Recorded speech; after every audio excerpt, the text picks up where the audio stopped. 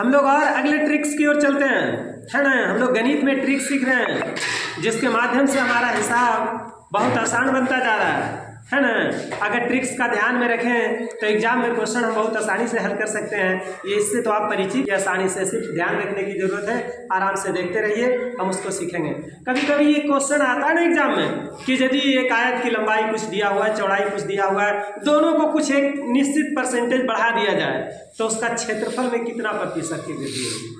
तो हम लोग अब जब इसको बाई प्रोसेस बनाएंगे तो लंबा हो जाएगा, है ना, क्योंकि टाइम कम रहता है, हमको शॉर्ट में बनाना होता है। आइए इस ट्रिक को हम सीखते हैं कि कैसे इसको आसानी से बना दें। मान लें कि एक आयत है, आयत की लंबाई जो है, लंबाई L है, इसकी लंबाई L है और चौड़ाई भी है। कहता है ना कि इसमें जो है प्रतिशत वृद्धि जो है वो जो है 20% है, 20% बढ़ जाता है।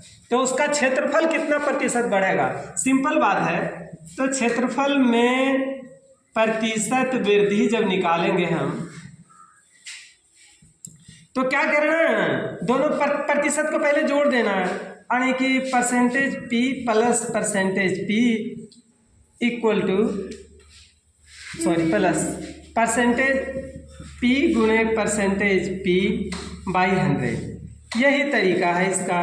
तो 20% का वृद्धि हुआ तो 20 प्लस 20। अगर 10% का वृद्धि लंबाई में और 10% का वृद्धि चौड़ाई में होता तो या 10 प्लस 10 लिखते।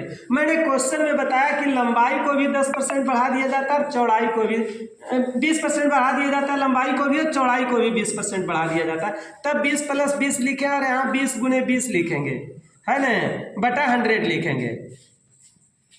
0 0 से कट गया, 0 0 से कट गया, 20 और 20 40 हो गया, और ये 2 दूनी 4 40 और 4 44%। यानी पूरा क्षेत्रफल जो है पहले के अनुपात में जब लंबाई को 20% और चौड़ाई को 20% बढ़ा दिया जाता है तो क्षेत्रफल 44% बढ़ जाता है।